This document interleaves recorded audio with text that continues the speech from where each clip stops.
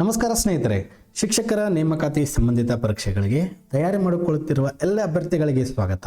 ಮುಂಬರುವಂತಹ ಶಿಕ್ಷಕರ ನೇಮಕಾತಿ ಅದರಲ್ಲಿಯೂ ಮುಖ್ಯವಾಗಿ GPSTR ಆಗಿರ್ಬೋದು, HSTR ಆಗಿರ್ಬೋದು ಮತ್ತು PSTR ಎಕ್ಸಾಮ್ಗಳಿಗೆ ತಯಾರಿ ಮಾಡಿಕೊಳ್ಳುತ್ತಿರುವ ಎಲ್ಲ ಅಭ್ಯರ್ಥಿಗಳಿಗೆ ಇಂದಿನ ವಿಡಿಯೋದಲ್ಲಿ ನಾವು ನಿಮಗೆ ಅತಿ ಮುಖ್ಯವಾದ ಸಮಾಜ ವಿಜ್ಞಾನ ಪತ್ರಿಕೆ 2ರ ವಿವರಣಾತ್ಮಕ ಪ್ರಶ್ನೋತ್ತರಗಳು ಬಗ್ಗೆ ಸವಿವರವಾಗಿ ಒದಗಿಸ್ತಾ ಇದ್ದೇವೆ.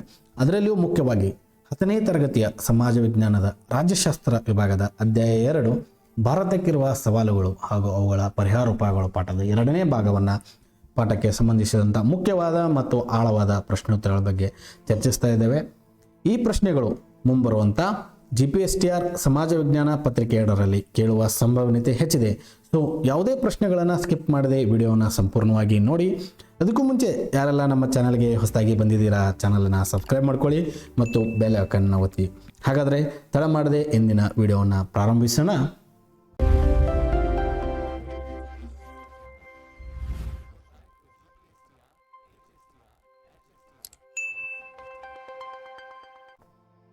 ಮೊದಲನೇ ಪ್ರಶ್ನೆ ಹೀಗಿದೆ ವಿದ್ಯಾರ್ಥಿಗಳೇ, ಲಿಂಗ ತಾರತಮ್ಯವನ್ನು ಹೋಗಲಾಡಿಸಲು ಸರ್ಕಾರ ಕೈಗೊಂಡಿರುವ ಕ್ರಮಗಳ್ಯಾವುವು?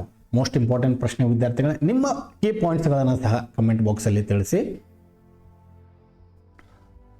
ಈ ಪ್ರಶ್ನೆಗೆ ಯಾವ ಥರ ಉತ್ತರವನ್ನು ಬರೀಬೇಕಂದ್ರೆ, ಮಹಿಳಾ ಮತ್ತು ಮಕ್ಕಳ ಅಭಿವೃದ್ಧಿ ಸಚಿವಾಲಯವನ್ನು ಪ್ರಾರಂಭಿಸಲಾಗಿದೆ. ಉದ್ಯೋಗಗಳ ನೇಮಕಾತಿಯಲ್ಲಿ ಮಹಿಳೆಯರಿಗೆ ಮೀಸಲಾತಿಯನ್ನು ನೀಡಲಾಗಿದೆ. ರಾಷ್ಟ್ರೀಯ ಹಾಗೂ ರಾಜ್ಯ ಮಹಿಳಾ ಆಯೋಗಗಳನ್ನು ಸ್ಥಾಪಿಸಲಾಗಿದೆ. ರಾಜ್ಯಗಳಲ್ಲಿ ಮಹಿಳಾ ಅಭಿವೃದ್ಧಿ ನಿಗಮಗಳನ್ನು ಸ್ಥಾಪಿಸಲಾಗಿದೆ. ಸಖಿ ಒನ್ ಸ್ಟಾಪ್ ಸೆಂಟರ್ಗಳನ್ನು ಸ್ಥಾಪಿಸಲಾಗಿದೆ. ಕೌಟುಂಬಿಕ ದೌರ್ಜನ್ಯದಿಂದ ಮಹಿಳೆಯರ ರಕ್ಷಣಾ ಕಾಯ್ದೆ 2005 ಜಾರಿಗೆ ತರಲಾಗಿದೆ. ದುಡಿಯುವ ಸ್ಥಳಗಳಲ್ಲಿ ಮಹಿಳೆಯರಿಗೆ ಲೈಂಗಿಕ ಕಿರುಕುಳ ನಿಷೇಧ ಕಾಯ್ದೆ 2013 ಜಾರಿಗೊಳಿಸಲಾಗಿದೆ. ವಿದ್ಯಾರ್ಥಿಗಳೇ, ಈ ಥರ ಉತ್ತರಗಳನ್ನು ನೀವು ಎಕ್ಸಾಮಿನೇಷನಲ್ಲಿ ಬರೀಬೇಕಾಗುತ್ತೆ. ಅದೇ ರೀತಿ 2ನೇ ಪ್ರಶ್ನೆಯನ್ನು ನೋಡೋಣ. ಮೋಸ್ಟ್ ಇಂಪಾರ್ಟೆಂಟ್ ಪ್ರಶ್ನೆ, ಲಿಂಗತ್ವ ಅಲ್ಪಸಂಖ್ಯಾತರು ಎಂದರೆ ಯಾರು? ಅವರಿಗಿರುವ ತಾರತಮ್ಯವನ್ನು ಹೋಗಲಾಡಿಸಲು ಕೈಗೊಂಡಿರುವ ಉಪಕ್ರಮಗಳು ಯಾವುವು?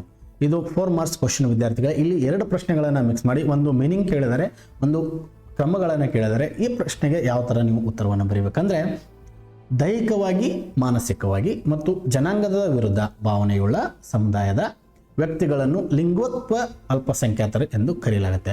ಈ ಪಾಯಿಂಟನ್ನು ನೀವು ಬರೆದ್ರೆ ಎಕ್ಸಾಮಿನೇಷನ್ ನಿಮಗೆ 1 ಮಾರ್ಕ್ಸ್ ದೊರೆಯುತ್ತೆ ವಿದ್ಯಾರ್ಥಿಗಳೇ.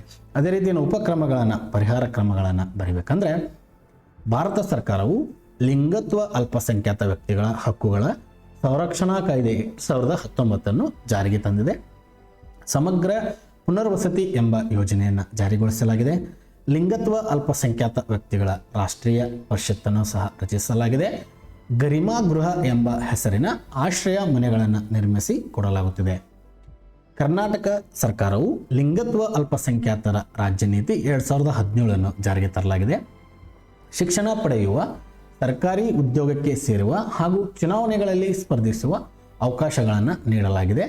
ರಾಜ್ಯ ಸರ್ಕಾರಿ ಹುದ್ದೆಗಳ ಉದ್ಯೋಗ ನೇಮಕಾತಿಯಲ್ಲಿ 1% ಮೀಸಲಾತಿಯನ್ನು ನೀಡಲಾಗಿದೆ. ಈ ಥರ ಎಕ್ಸಾಮಿನೇಷನಲ್ಲಿ ನೀವು ಡಿವೈಡ್ ಮಾಡಿ ನಿಮ್ಮ ಪ್ರಶ್ನೆಗಳಿಗೆ ಉತ್ತರಗಳನ್ನು ಬರೆದರೆ ಎಕ್ಸಾಮಿನೇಷನಲ್ಲಿ ಯಾವುದೇ ಮಾರ್ಕ್ಸ್ ಕಟ್ಟಾಗಲ್ಲ ವಿದ್ಯಾರ್ಥಿಗಳೇ.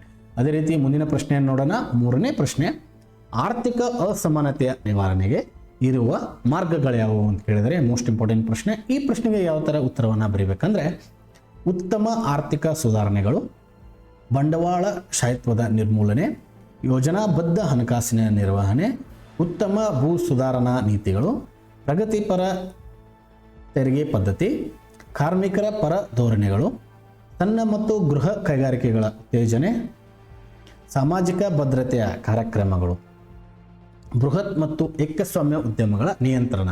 ಈ ಥರ ಎಕ್ಸಾಮಿನೇಷನಲ್ಲಿ 8 to 9 ಪಾಯಿಂಟ್ಸ್ಗಳನ್ನು ಬರೆದರೆ ನಿಮ್ಮ 4 ಮಾರ್ಕ್ಸ್ ಕ್ವಶನ್ಗೆ ಈ ಥರ ಉತ್ತರಗಳನ್ನು ನೀವು ಕವರ್ ಆಗುತ್ತೆ ವಿದ್ಯಾರ್ಥಿಗಳೇ.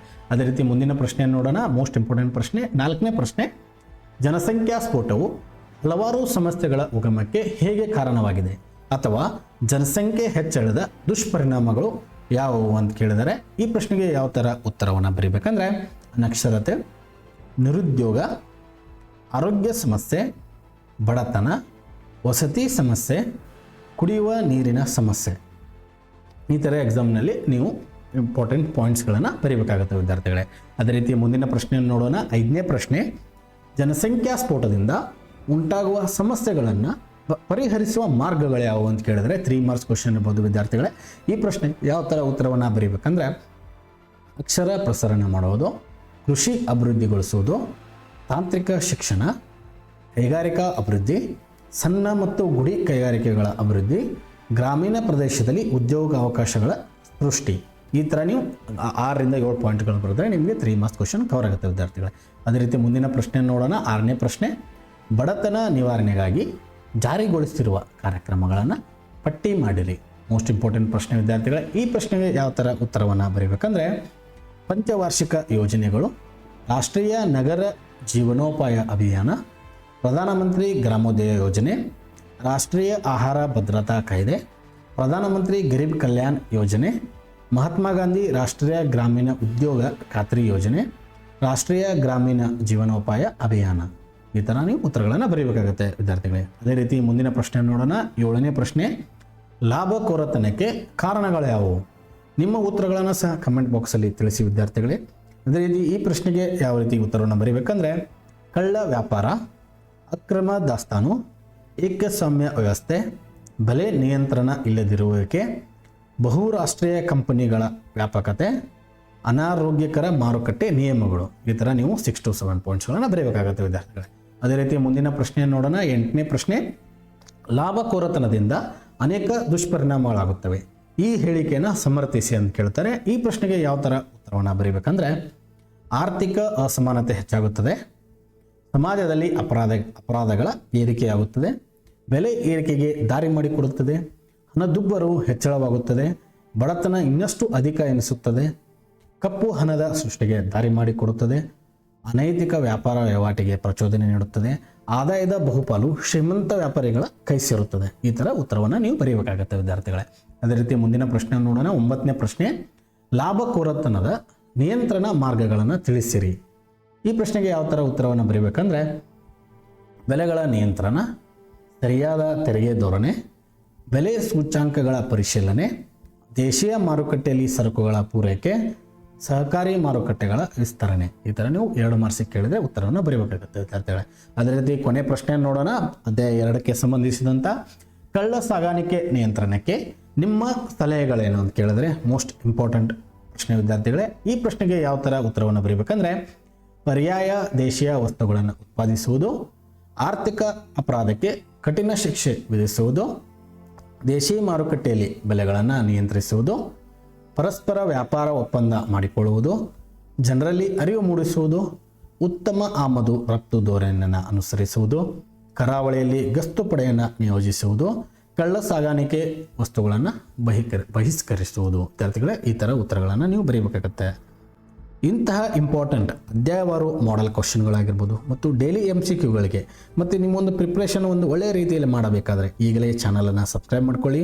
ಇಲ್ಲಿ ನಿಮಗೆ ಅತಿ ಮುಖ್ಯವಾಗಿ GPSTR ಆಗಿರ್ಬೋದು, PSTR ಮತ್ತು HSTR ಮತ್ತು TET ಸಂಬಂಧಿಸಿದಂಥ ಎಲ್ಲ ಪರೀಕ್ಷೆಗಳ ಕ್ವಾಲಿಟಿ ಕಂಟೆಂಟ್, ನೋಟ್ಸ್ ಮತ್ತು ಕ್ಲಾಸ್ಗಳು ಅವೈಲೇಬಲ್ ಇದೆ.